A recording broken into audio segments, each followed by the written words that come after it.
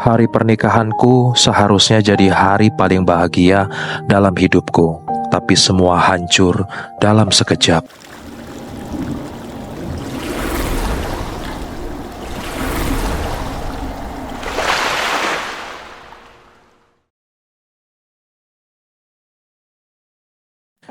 Hari itu seharusnya menjadi hari paling bahagia dalam hidupku. Setelah bertahun-tahun menjalani hubungan dengan Davin, lelaki yang kupilih untuk menjadi imam dalam hidupku. Akhirnya aku akan resmi menjadi istrinya. Aku Naila, berdiri di depan cermin besar dengan gaun putih yang sudah lama aku impikan sejak kecil. Gaun ini bukan gaun mewah dengan ekor menjuntai atau payet berkilauan, tapi cukup sederhana, elegan, dan yang terpenting Davin menyukai gaun ini, atau setidaknya itu yang pernah ia katakan waktu kami memilihnya bersama di toko pernikahan. Ayah dan ibu menatapku dari sisi ruangan. Wajah mereka penuh haru, matanya berkaca-kaca, tapi penuh bahagia.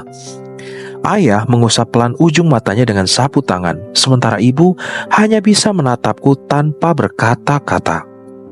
Sebagai anak tunggal, aku tahu hari ini bukan hari yang mudah untuk mereka. Melepas anak perempuan satu-satunya kepada lelaki yang akan menjadi tanggung jawab barunya. Tapi mereka percaya aku memilih orang yang tepat. Di belakangku terdengar langkah kaki yang cepat dan ringan. Rani datang menghampiriku sambil membawa veil putih yang sudah disiapkan sejak pagi. Sahabatku sejak SMA ini tidak pernah jauh dari kehidupanku. Kami melewati masa-masa sulit bersama, saling dukung saat patah hati. Bahkan dia yang pertama kali mengenalkanku pada Davin. Ya, Davin adalah teman Rani di komunitas kampusnya. Waktu itu Rani bilang, "Nay, kamu harus ketemu dia. Aku yakin kalian cocok." Dan benar saja, sejak pertemuan pertama itu Davin seperti magnet yang menarik seluruh perhatianku. "Cantik banget, Nay. Kayak bidadari," ucap Rani pelan sambil membetulkan veil di kepalaku. Aku tersenyum, menahan rasa haru yang sudah naik ke dada. "Makasih ya Ran, kamu selalu ada buat aku." Dia membalas senyumku lalu tiba-tiba memelukku erat. Pelukannya hangat, tapi entah kenapa terasa aneh. Ada sesuatu yang berbeda. Biasanya pelukan Rani selalu terasa tulus dan ringan, tapi hari itu pelukannya seolah berat seperti menyimpan sesuatu yang tidak aku tahu. Tapi kupikir mungkin aku cuma tegang. Ini hari besar, wajar kalau semuanya terasa sedikit di luar kebiasaan. Jam sudah menunjukkan pukul 10 pagi. Aku berjalan perlahan menuju pelaminan yang sudah dihias indah dengan nuansa putih dan biru muda, warna kesukaan kami berdua. Para tamu mulai berdatangan. Beberapa teman kuliahku, kolega ayah, rekan-rekan bisnis Davin, dan saudara-saudara jauh. Semua wajah yang datang menyunggingkan senyum bahagia. Tapi di balik senyum mereka, aku tahu semua mata diam-diam mencari satu sosok penting, pengantin pria. Tapi Davin belum datang. Awalnya aku pikir dia mungkin masih dalam perjalanan, mungkin kena macet atau mobilnya mogok. Aku mencoba berpikir positif. Kupikir dia hanya terlambat beberapa menit, tapi setengah jam berlalu, lalu 1 jam, 2 jam, tidak ada kabar, tidak ada telepon, tidak ada pesan, nomornya tak bisa dihubungi. Panik mulai merayapi tubuhku perlahan. Ayah mondar-mandir di belakang panggung kecil sambil sesekali mengecek ponselnya. Ibu tampak mencoba menenangkan para tamu, sementara MC acara mulai terlihat gelisah karena tidak tahu harus berkata apa. Aku hanya duduk terpaku di pelaminan. Gaun putihku kini terasa seperti beban. Leherku kaku, tangan menggenggam buket bunga sekuat mungkin. Rasanya seperti sedang menunggu seseorang yang sudah pergi jauh, tapi belum sempat berpamitan. Para tamu mulai gelisah, bisik-bisik mulai terdengar. Beberapa menoleh ke arahku dengan tatapan iba. Wajahku panas menahan malu. Tidak, ini tidak mungkin. Davin bukan tipe orang yang akan meninggalkanku begitu saja. Dia lelaki yang bertanggung jawab. Dia yang selalu bilang, "Naila, kamu gak akan pernah sendirian. Aku janji akan datang di saat kamu butuh." Tapi hari ini, dia tidak datang dan aku membutuhkannya lebih dari hari-hari lainnya. Aku menoleh ke kanan mencari Rani, tapi dia tidak ada. Kuperiksa ke belakang, tidak ada juga. Aku meminta salah satu panitia acara mencarinya. "Mbak Rani tadi kemana ya?" tanyaku dengan suara gemetar. "Mbak Rani tadi sempat, kami lihat buru-buru keluar Mbak Nai. Katanya mau cari Davin, tapi setelah itu gak balik-balik," ujar salah satu kru WO. Jantungku mulai berdetak lebih cepat. Rani menghilang. Kenapa tanpa bilang? Kemana dia? Dan kenapa dia yang pergi mencari Davin? Ku coba menghubungi nomornya, tidak aktif. Pesanku hanya centang satu. Aku membuka chat Kamis malam yang terakhir. "Nai, yakin Davin itu pilihan terbaik? Jangan sampai kamu nyesel." Aku hanya membalas dengan emoji senyum. Waktu itu kupikir dia hanya cemas berlebihan sebagai sahabat. Tapi sekarang, semuanya terasa berbeda. Aku mulai gemetar. Tangan yang memegang buket mulai berkeringat. Aku tidak tahu perasaan apa ini. Marah, bingung, takut, semuanya bercampur jadi satu. Dan di tengah kekacauan itu, aku melihat sesuatu dari kejauhan. Salah satu tamu muda yang duduk di dekat taman tampak memegang ponselnya. Matanya membesar. Ia lalu berbisik ke temannya, dan temannya menutup mulutnya kaget. Mereka saling menatap lalu menoleh ke arahku, dan buru-buru menunduk. Ada yang salah, sangat salah. Aku berdiri pelan, lalu melangkah ke arah mereka. Mereka tampak panik. "Ada apa?" tanyaku dengan suara pelan, hampir tak terdengar. Enggak ada Mbak," jawab salah satu dari mereka. "Tolong kasih tahu aku sekarang." Akhirnya salah satu dari mereka menyerah dan menyerahkan ponselnya. Dan saat aku melihat layar itu, dunia runtuh. Sebuah foto Davin berdiri di depan sebuah bangunan KUA bersama Rani. Mereka mengenakan pakaian pernikahan. Tidak ada senyum lebar, tapi jelas mereka baru saja menikah. Di bawah foto itu ada caption, "Takdir memilihkan yang terbaik. Maafkan kami." Lututku lemas, nafasku sesak, rasanya seperti ditikam dari depan dan belakang dalam satu waktu. Semua orang di sekitar mematung. Aku terduduk di lantai, gaun putihku mengambang tak beraturan. Aku ingin menangis, tapi air mataku tertahan. Aku ingin berteriak, tapi suaraku tak keluar. Yang ada hanya sunyi. Hari yang seharusnya jadi hari pernikahanku, justru jadi hari aku dihianati oleh dua orang yang paling aku percaya. Sahabatku dan calon suamiku. Aku mulai merasa ada yang tidak beres. Sekretaris wedding organizer menghampiriku dengan wajah cemas dan berkata bahwa Rani sempat terlihat buru-buru masuk ke mobil pribadi dan entah pergi kemana.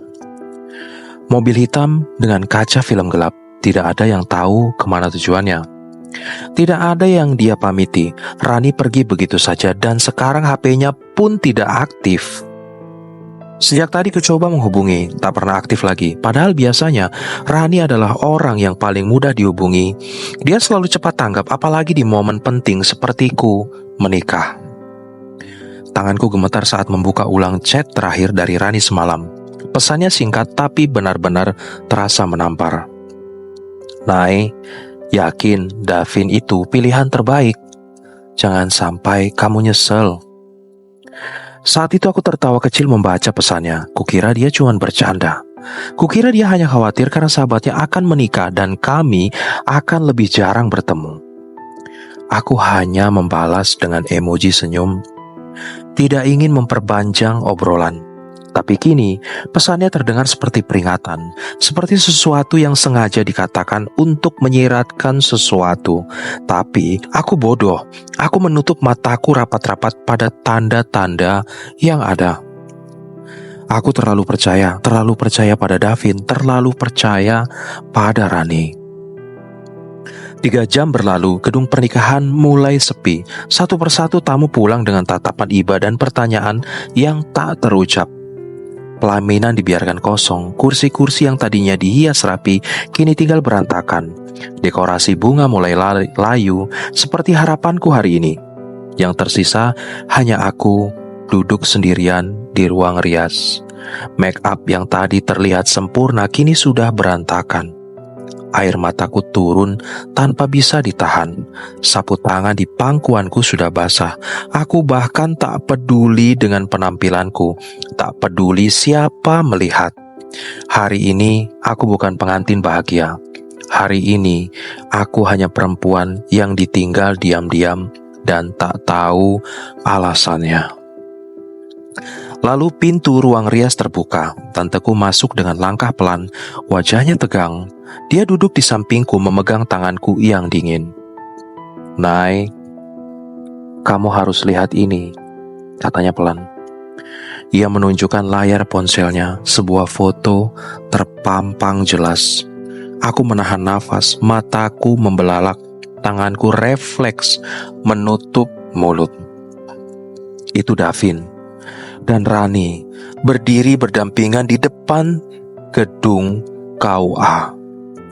Mereka memakai pakaian pernikahan, Rani dengan kebaya putih berpayet, Davin dengan setelan coklat yang, ya Tuhan, aku tahu itu jas yang seharusnya ia pakai hari ini.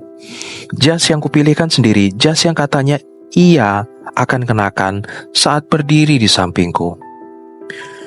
Di bawah foto itu ada caption yang tertulis dengan ringan seolah tak bersalah. "Takdir memilihkan yang terbaik. Maafkan kami." Tanganku gemetar, dadaku sesak, kepalaku panas, tapi tubuhku dingin. Aku ingin marah, ingin berteriak, ingin menghancurkan apapun yang ada di hadapanku. Tapi tubuhku tidak merespon. Suara pun tak keluar, hanya jantung yang berdetak kencang, hanya air mata yang mengalir semakin deras, hanya sesak yang terus menghimpit dada.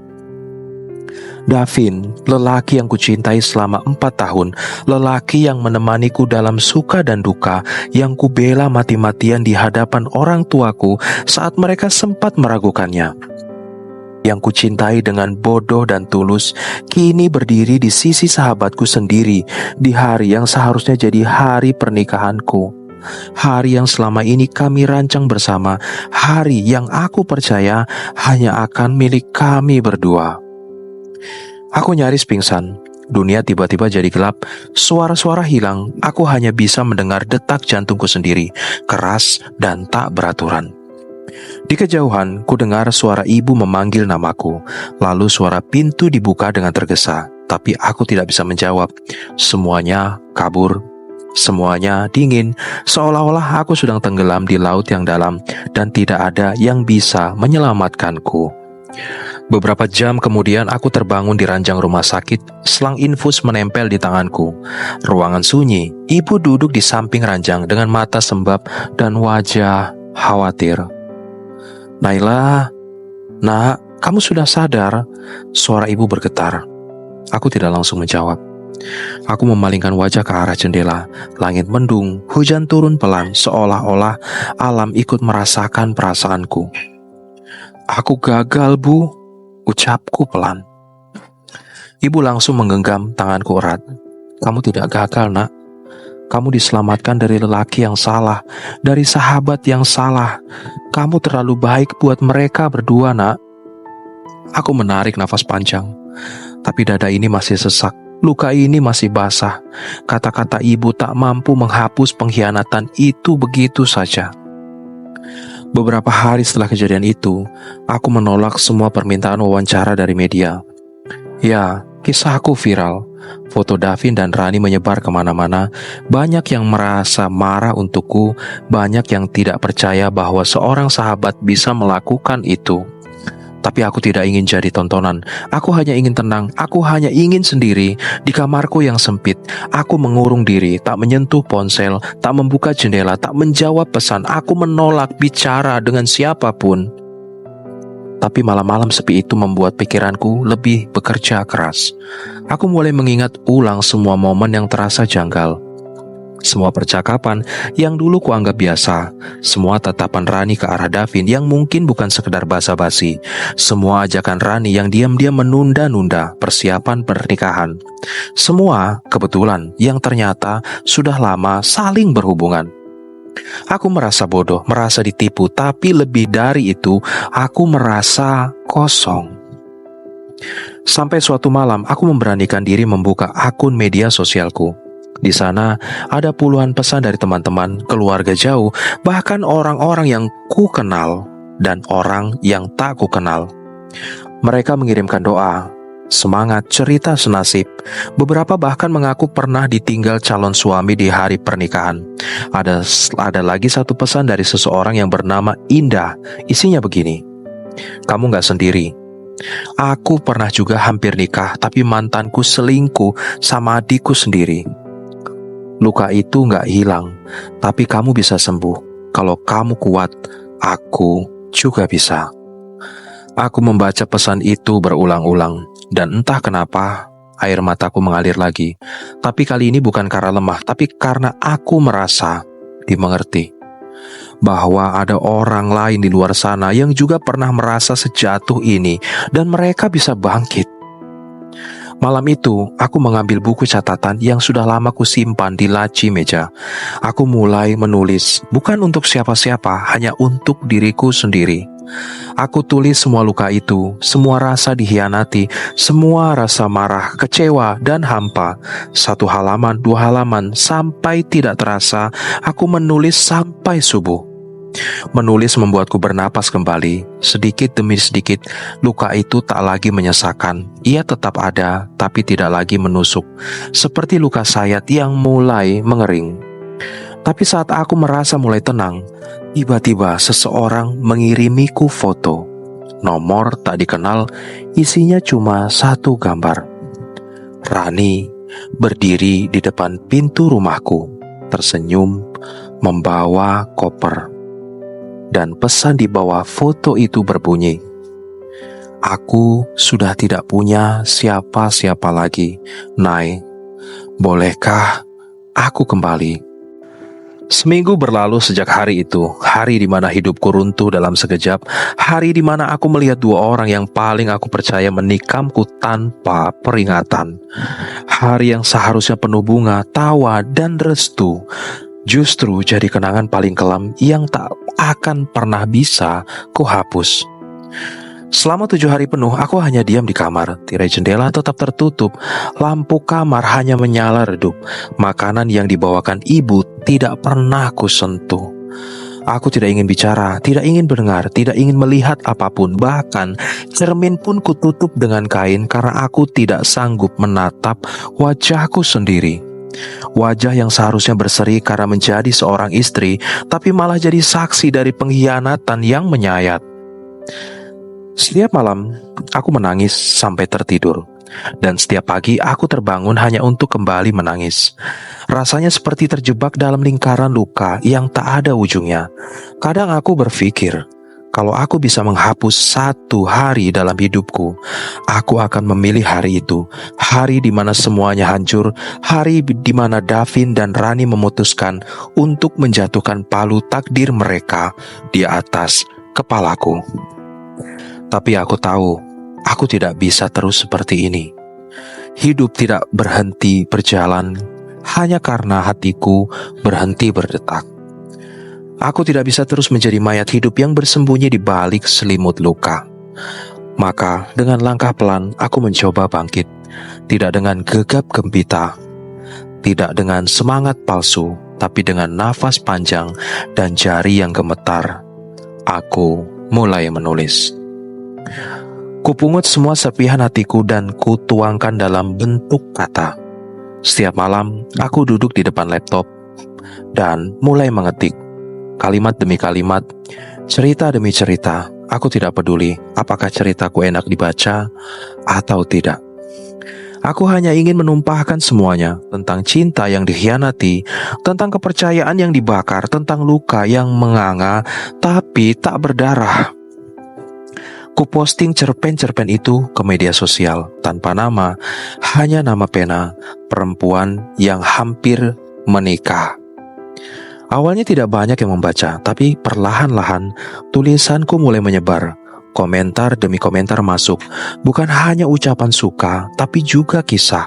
Kisah dari perempuan yang pernah merasakan patah di tempat yang sama, yang pernah ditinggal tanpa alasan, yang pernah dikhianati oleh orang yang mereka panggil sahabat sendiri. Dan untuk pertama kalinya setelah seminggu penuh air mata, aku merasa tidak sendirian. Pesan-pesan itu membuatku merasa hidup kembali. Ada yang bilang tulisanku menyembuhkan. Ada yang bilang mereka membaca ceritaku sambil menangis diam-diam di kamar. Ada juga yang bilang mereka merasa kisah mereka akhirnya punya suara. Sampai suatu hari aku menerima undangan ke sebuah acara kampus. Temanya tentang penyembuhan luka melalui tulisan. Salah satu dosen sastra di kampus itu membaca tulisanku secara anonim dan ingin aku berbagi pengalaman sebagai narasumber. Awalnya aku ragu, tapi ada sesuatu dalam hatiku yang mencoba mendorongku untuk mencoba. Hari itu aku memakai kemeja putih dan celana panjang hitam sederhana, tanpa make up berlebihan, hanya bedak tipis dan lipstik pucat. Aku tidak ingin tampil sempurna. Aku hanya ingin menjadi manusia yang sedang belajar pulih. Ruang seminar tidak besar, sekitar 50 kursi, sebagian besar diisi mahasiswa. Aku berdiri di depan, menggenggam mic dengan tangan sedikit gemetar. Tapi saat aku mulai bicara, semua mengalir begitu saja. Aku ceritakan bagaimana aku jatuh. Aku ceritakan bagaimana aku menulis. Aku ceritakan bahwa tidak semua luka harus dibalas dendam. Kadang cukup dituliskan. Saat sesi diskusi, salah satu mahasiswa mengangkat tangan. Lelaki dengan kemeja abu dan senyum sopan. "Namaku Rehan, dosen sastra," katanya, memperkenalkan diri. "Aku membaca semua tulisanmu. Terima kasih sudah menyelamatkan banyak hati yang patah, Nay." Aku terdiam, jantungku berdetak cepat. Tidak karena kata-kata manisnya, tapi karena matanya jujur. Aku hanya mengangguk dan tersenyum kecil, tapi dalam hati ada sesuatu yang bergetar. Sejak hari itu, Rehan hadir dalam hidupku. Tidak dengan cara yang terburu-buru, tidak dengan rayuan murahan, tidak dengan janji manis yang mudah dilupakan, tapi dengan langkah kecil yang konsisten. Kadang dia mengirimiku kutipan buku. Kadang dia menanyakan pendapatku soal cerita baruku. Kadang dia mengingatkanku untuk makan atau istirahat, dan aku tidak sadar, pelan-pelan dia menjadi bagian dari hatiku. Aku tidak langsung jatuh cinta. Luka itu belum sembuh benar, tapi Rehan tidak memaksa, dia hanya hadir. Dan terus hadir, dan dalam kehadirannya yang tenang, aku merasa aman, aku merasa cukup. Satu malam aku mengajaknya minum kopi di kafe kecil dekat rumah. Kami bicara panjang lebar tentang literasi, tentang kehidupan, tentang manusia-manusia yang menulis karena tidak bisa berteriak. Dan di tengah tawa kami, dia berkata, "Aku tidak mau menyembuhkanmu, Nay. Karena kamu bukan rusak, kamu cuma pernah patah. Dan orang yang pernah patah tetap bisa utuh lagi, tapi dengan bentuk yang baru." Hatiku seperti disiram air hangat. Kata-katanya tidak romantis, tapi justru karena itu aku percaya. Karena tidak ada niat untuk membuatku luluh, hanya niat untuk membuatku kuat. Waktu berlalu, tulisanku makin banyak dibaca. Salah satu penerbit indie mengajakku menerbitkan buku. Buku itu adalah kumpulan dari semua cerpen yang kutulis selama proses penyembuhanku. Judulnya, Pernikahan yang Gagal, tapi Hatiku Tidak. Buku itu meledak di pasaran. Banyak perempuan merasa terwakili. Bahkan dalam beberapa minggu saja buku itu cetak ulang 3 kali. Dan hari peluncuran buku, Rehan hadir. Duduk paling depan, menatapku dengan bangga. Lalu setelah aku selesai bicara di depan para pembaca dan teman-teman penulis, dia berdiri, mengangkat mic. Suaranya tenang, tapi kata-katanya membuat semua ruangan sunyi. "Naila, kamu sudah membuat banyak hati merasa pulih. Sekarang biarkan aku yang menjaga hatimu.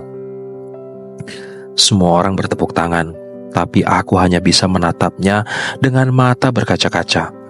Aku mengangguk pelan, tidak dengan drama, tidak dengan pelukan, tapi cukup dengan senyum dan jawaban di hati.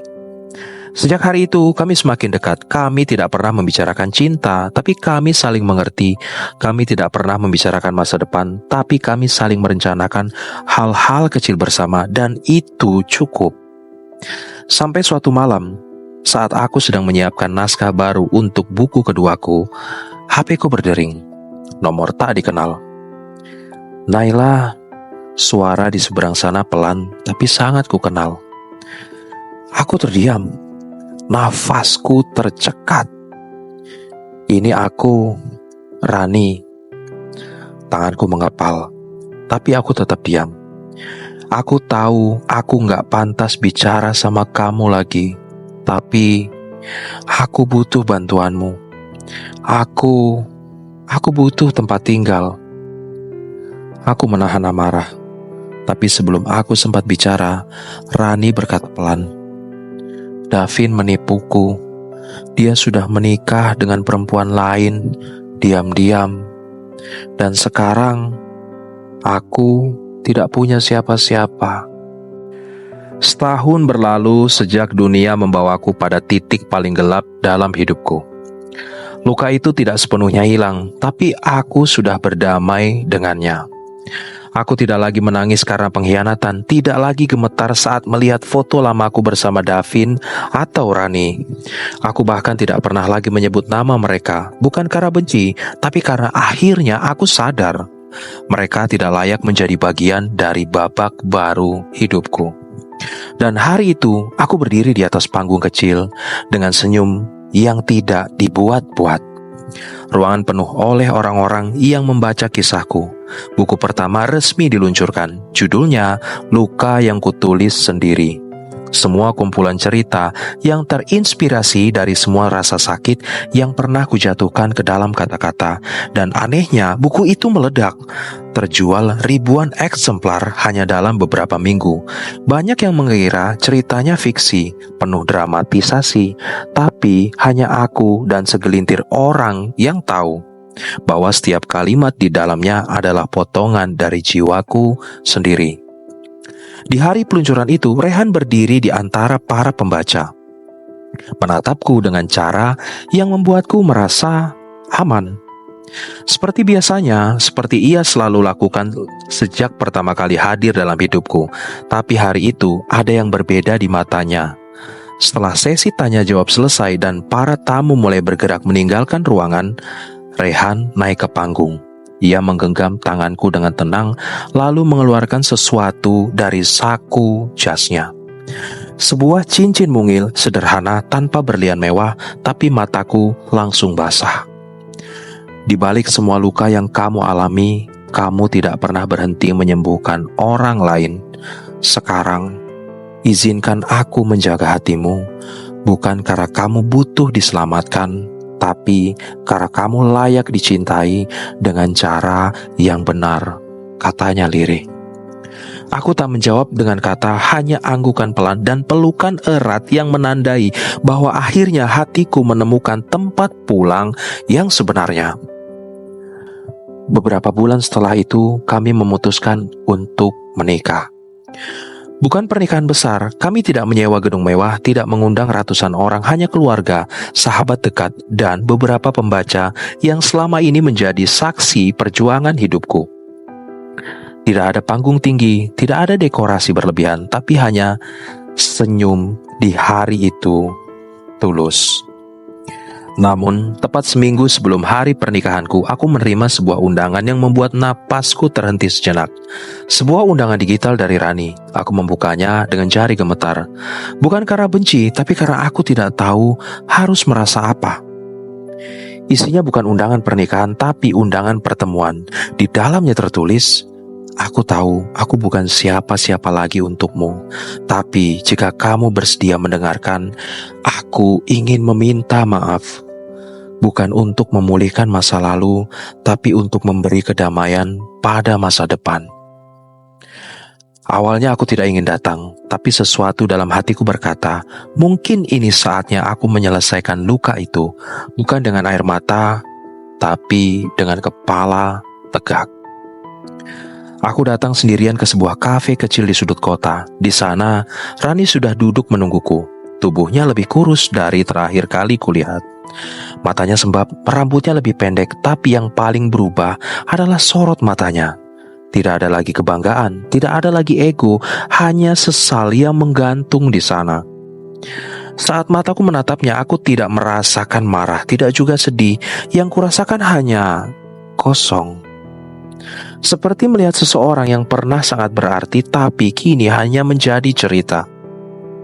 Terima kasih sudah datang, Nay, ucapnya pelan. Aku hanya mengangguk. Aku tahu, aku sudah menghancurkan kepercayaanmu. Aku bahkan tidak bisa menyebut diriku sahabat setelah apa yang kulakukan. Tapi hari ini aku di sini bukan untuk meminta balas. Aku cuma ingin jujur, katanya, suaranya nyaris bergetar.